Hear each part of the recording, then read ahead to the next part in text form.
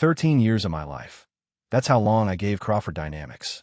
I started in the damn mailroom, hustling envelopes and pushing carts between floors while trying to memorize the nameplate of every mid-level manager in the building.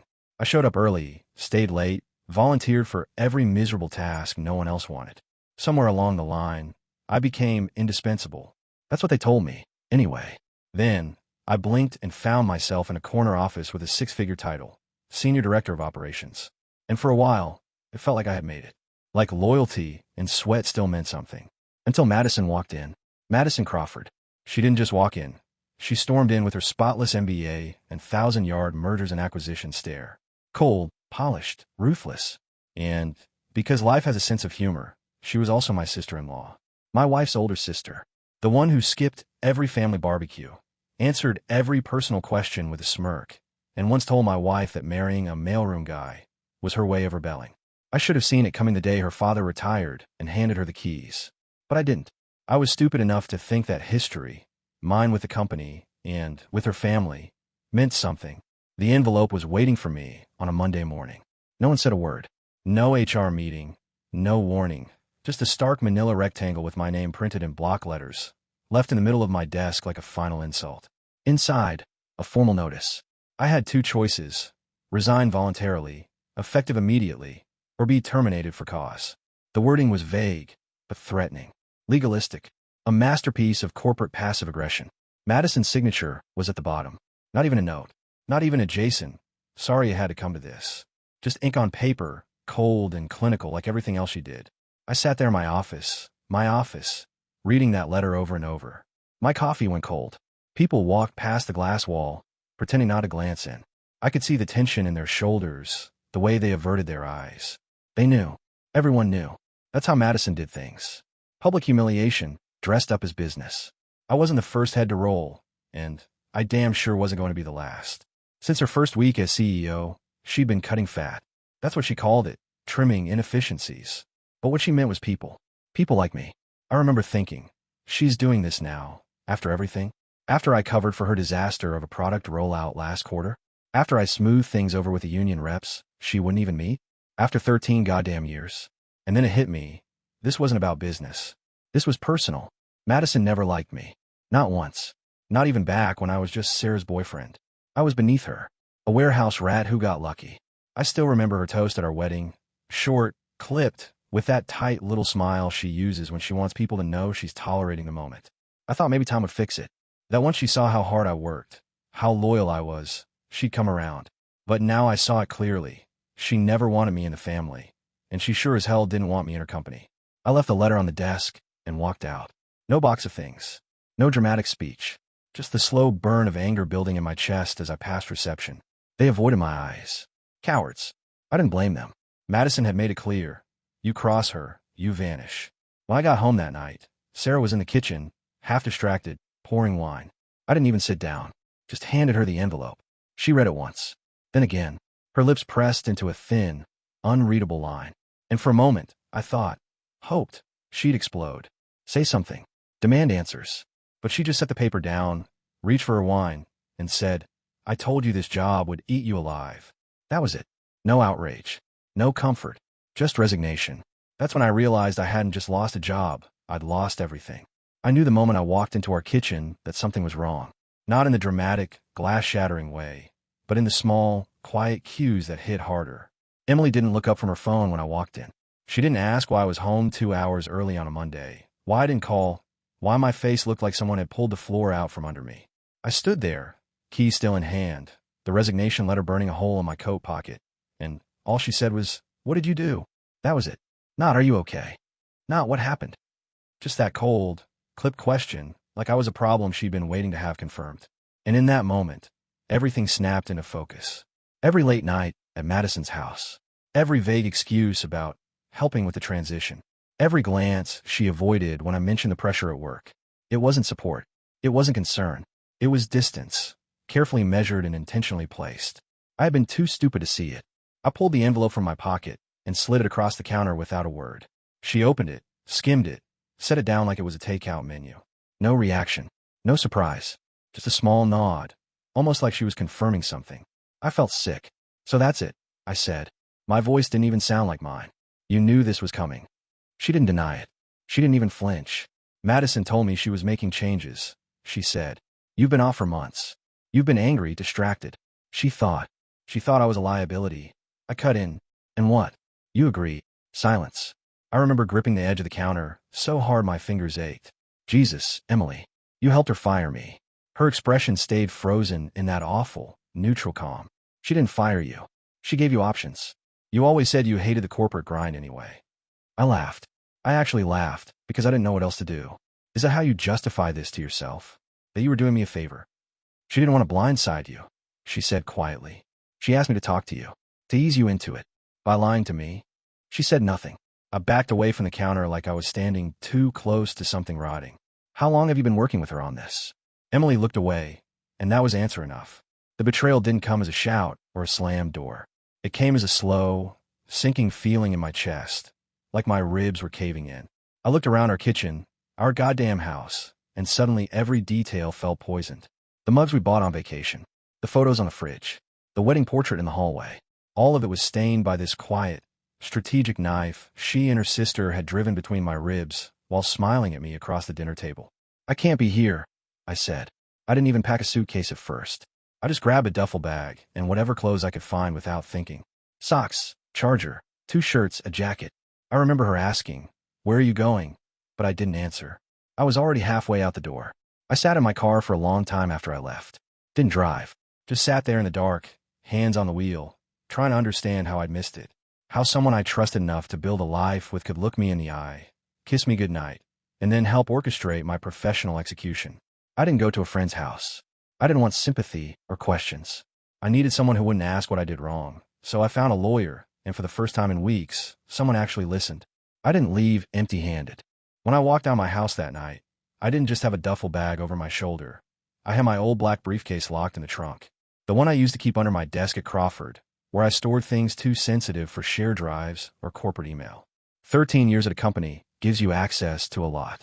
And when you're the director of operations, no one questions why you've got folders of audit logs or vendor invoices tucked away. They assume it's part of the job, and it was. Until I started noticing patterns. It began about 6 months earlier, around the same time Madison officially took over. At first, it was small, vendor accounts that didn't match the service logs, payment schedules that didn't align with contract terms. I thought it was just growing pains. New leadership, aggressive shifts in spending. But something about it bothered me. So I flagged a few things. Quietly, ran a deeper audit on our back-end procurement ledger. What I found didn't make sense. There were consulting fees being paid to firms no one had ever met. Shell names with no real presence. One claimed to be an industrial strategy outfit out of Vancouver, but their website was barely functional, with fake LinkedIn profiles and placeholder contact info. I cross-referenced expense reports, project documentation, and wire transfer logs. That's when it started adding up. And by adding up, I mean disappearing. $3.1 million, gone over a 6-month window, funneled out through paper-thin vendors and empty deliverables. The reports called it corporate optimization initiatives. The signatures on the approval forms? Madison Crawford. I sat on it for weeks. Part of me didn't want to believe it. Part of me knew what it would mean. But the deeper I dug, the worse it got. These weren't mistakes or messy bookkeeping. This was intentional, methodical, disguised just well enough to blend in if no one was looking too closely. But I had everything. The flagged invoices, the email trails authorizing payments, internal memos misdated and then replaced, even a recorded call from a vendor rep who admitted, under the assumption of a routine survey, that they'd never actually consulted on anything. It was all sitting in a hard copy binder in that briefcase, with backup files on a password-locked USB drive. And then there was the kicker, my original employment contract. Back when I joined Crawford Dynamics, it was still a small operation, family-owned, not yet diluted by layers of legal polish. My contract had a clause most modern firms would never allow, a whistleblower provision granting me full indemnity and compensation rights if I ever exposed internal fraud that resulted in regulatory action or recovery. The clause was buried deep, probably a leftover from some outdated legal template Madison never thought to audit when she took over. But I never forgot it. I'd almost confronted her about the money once. I had the folder open, papers spread across my desk, rehearsing what I'd say. But something stopped me. A hunch. Something in the way she had been moving people around like chess pieces, carving the company into a new, colder version of itself. She didn't ask for advice. She eliminated threats. So I kept my mouth shut, and I started building a file. When a resignation letter came, I didn't just walk away. I took the secrets with me. Now, sitting across from my lawyer, I laid it all out. Every receipt, every memo, every transfer. He barely spoke for the first half hour, flipping through pages, his brow tightening with each tab. When he finally looked up, he didn't smile. He didn't need to. His eyes said enough. I hadn't lost everything. Not yet. The thing about contracts is that no one reads them until they matter. Back in 2010, when I first signed with Crawford Dynamics, the company was small enough to still run on handshake logic, but smart enough to put everything on paper.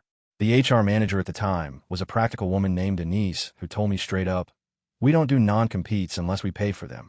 If we ever ask you to sit on your hands, we'll make sure you can afford it." And it wasn't just lip service. My contract was a Frankenstein document, part boilerplate, part custom, thick with clauses they probably forgot existed the moment I signed it. But I didn't. I'd reviewed every line, made notes, even had my own copy printed and filed away. I never thought I'd need it. Until I did. Sharon Keller, my lawyer, was the kind of woman who made junior attorneys sweat with a glance. She didn't waste words. When I handed her my original contract, she read it cover to cover without blinking, then calmly said, "They're going to regret thinking you'd go quietly." That's when we began drafting the breakdown. Not a complaint, not a lawsuit, not yet. Just a legal summary. 47 pages long, single-spaced, referenced and sourced like a dissertation with a loaded gun behind it. The core was simple. Based on my contract, they owed me more than just a severance. There were performance-based profit shares tied to operational systems I developed, ones they still used. Licensing royalties for in-house tracking software I'd architected, because I'd built it off the clock on my own equipment before they ever rolled it into the infrastructure. A severance clause that scaled based on tenure, which, at 13 years, was generous even before the forced resignation. And most critically, the non-compete clause. Buried in Section 14.6, it clearly stated that any enforcement of a non-compete post-termination would require full financial compensation equal to projected earnings over a 12-month period. In other words, if they wanted to keep me from working in my field, they have to pay my salary for a year. And since they framed my exit as voluntary, resignation, that clause triggered automatically. Madison's legal team hadn't bothered to check. They assumed I'd be too humiliated or too broke to push back. They were wrong. Sharon sent the demand directly to Crawford's corporate counsel. $3.8 million in total, back pay, royalties, severance, and damages, with the documentation to support every cent. We didn't ask. We outlined. Not with threats, but facts. We included exhibits, attachments, audit logs, even a bullet point summary for the board, in case someone upstairs needed it translated into protect the brand language. When their response came, it was exactly what we expected, smug, dismissive, and a little panicked. They offered to review the matter in good faith, but called our number unreasonable and unsupported. That's when Sharon called them directly. She didn't raise her voice. She didn't need to. "You're forgetting one thing," she said. "Jason is still technically an employee." They'd rushed the paperwork. The termination letter hadn't been signed or countersigned. No HR formalities. No final check. No company asset return form. As far as the record showed, I still had back-end access, which meant, legally, I still had access to the audit system, and they were arguing with someone who could, at any moment, run another sweep and find even more buried discrepancies. "This isn't extortion," Sharon said. "It's contract enforcement. And trust me, he's not bluffing." They went silent after that. Then they asked for a week to discuss internally. We gave them 5 business days. I'd walked out of that office thinking they'd crushed me. Turns out, I'd just become their worst nightmare. They chose a high-rise boardroom downtown.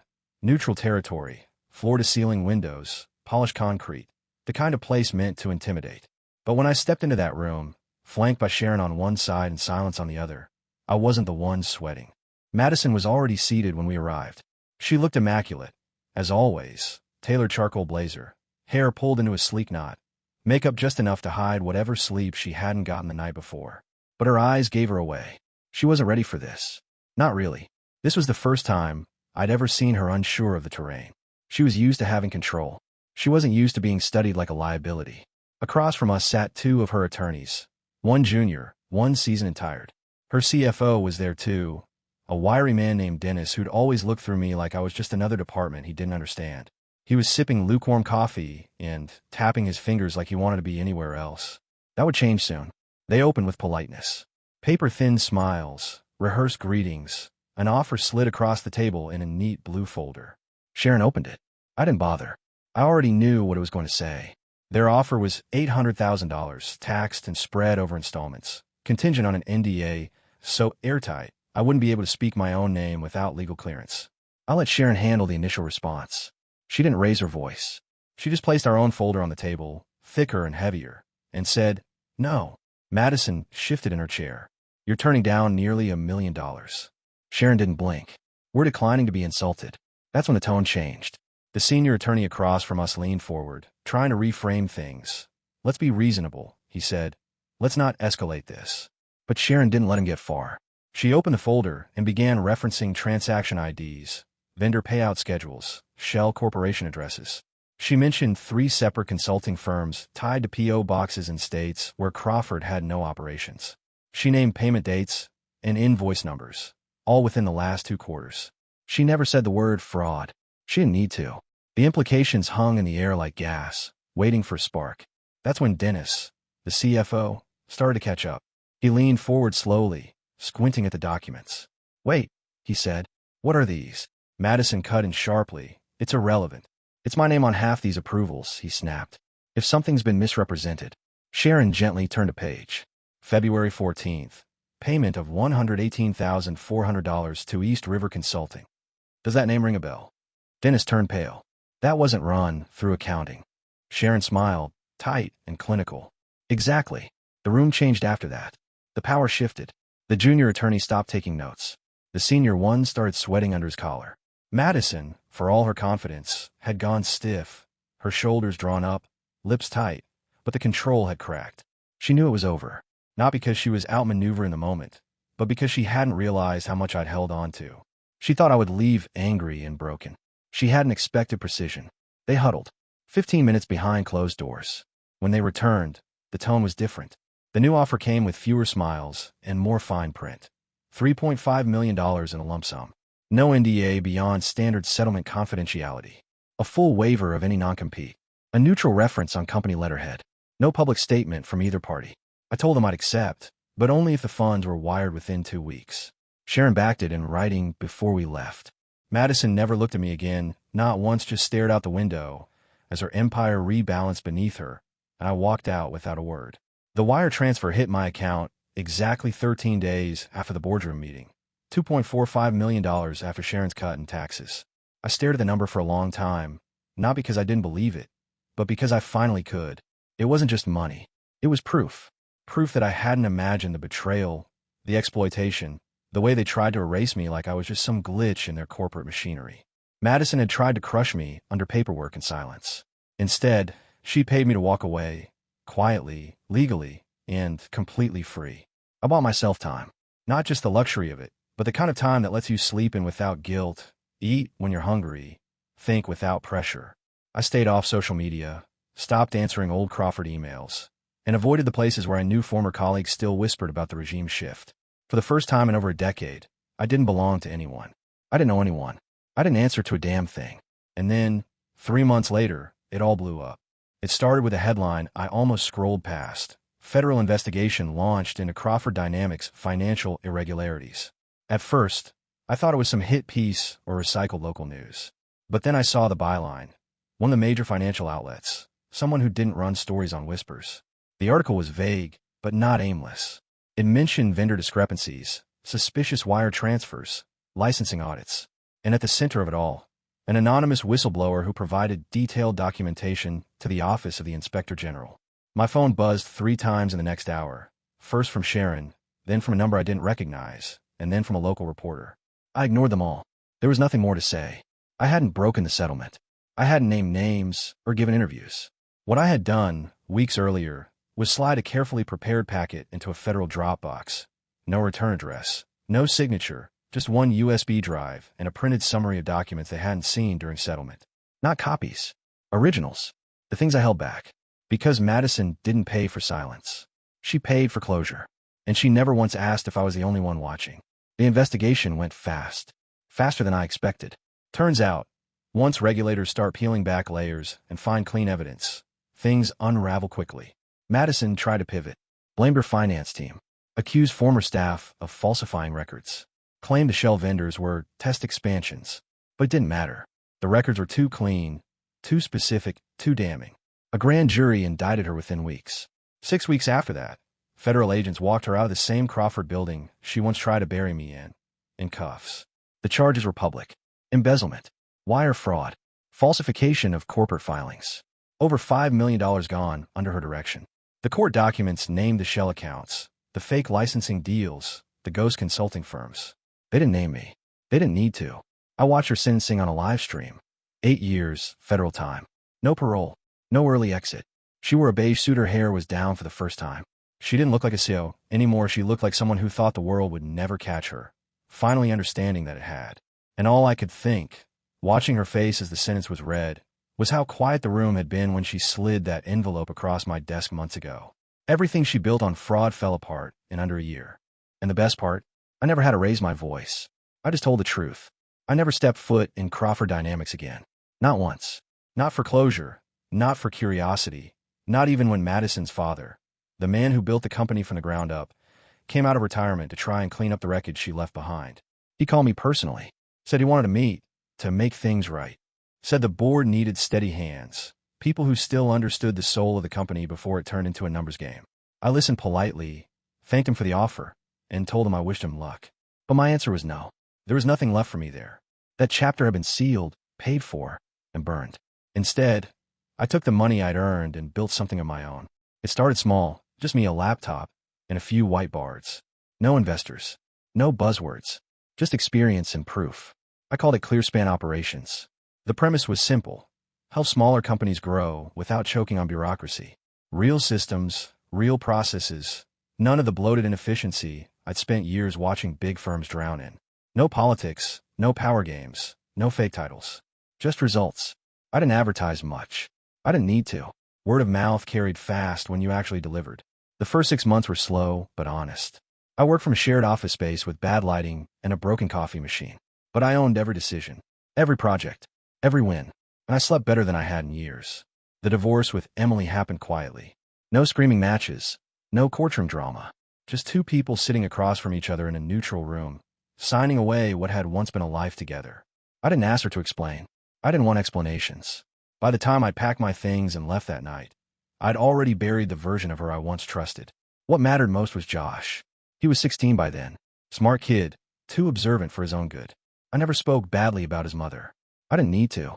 Kids sense things long before you put them into words. One night, a few weeks after the divorce was finalized, we were driving back from dinner, and out of nowhere he said, "I think I want to live with you full time." I didn't push. I just asked why. His answer was short: "Because I trust you." That was it. Nothing more. But it landed harder than any courtroom verdict I'd ever sat through. We set up a routine. I built my work schedule around his school hours. I showed up for the things that mattered. Not just the big events, but the small ones: late-night math cramming, early soccer scrimmages, those random moments when he just needed someone in the room who wasn't asking anything from him. I didn't try to be perfect. I just tried to be solid, present, honest. And, slowly, things began to feel like a life again. I wasn't chasing revenge. I wasn't haunted. I had done what needed to be done, and now the only thing left was to build something real from the rubble. Every client I helped, every system I designed, every paycheck I earned that didn't come from someone else's illusion, it all brought me further from who I used to be at Crawford. I didn't just recover. I rose. They tried to reduce me to a liability, a line item, a problem to be removed quietly. But I became the proof that walking away isn't the end. It's the beginning, if you choose to rebuild with purpose. And that's exactly what I did. These days, my calendar stays full. I don't chase clients. They come to me. Referrals, quiet nods across boardrooms, whispered endorsements passed between executives who've watched too many operations fall apart under bad leadership.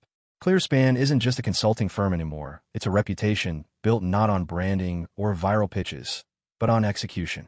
Real systems, real change, and most importantly, the refusal to play political games that never serve the work. So, when Gregory, Crawford's former CFO, reached out, I already knew it wasn't a coincidence. He had taken a position at a rival firm, mid-sized but ambitious, and they were struggling under the weight of rapid expansion. He left me a voicemail, polite and professional, asking if I'd be open to discussing a contract to streamline their operations. No mention of the past, no apology, just a clean ask. I listened to the message twice. Not because I needed clarification, but because there was something in his tone, something that told me he was aware, even now, of the weight of the history between us. I didn't call him back right away.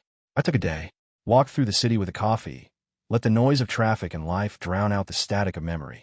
There had been a time when that man barely acknowledged me in the hallway, when my name was something he'd sigh through during quarterly reviews, too caught up in spreadsheets to register the human being sitting in front of him. And then there was the boardroom. The way he paled as Sharon laid out the numbers, realizing, in real time, that Madison's empire had been built on sand, and that his signature was on more than one of those fake vendor payouts. Back then, I had pitied him. He looked like a man unraveling by inches. Now, he was calling from a clean slate, hoping I'd help him build something new. I didn't say no, but I didn't say yes, either.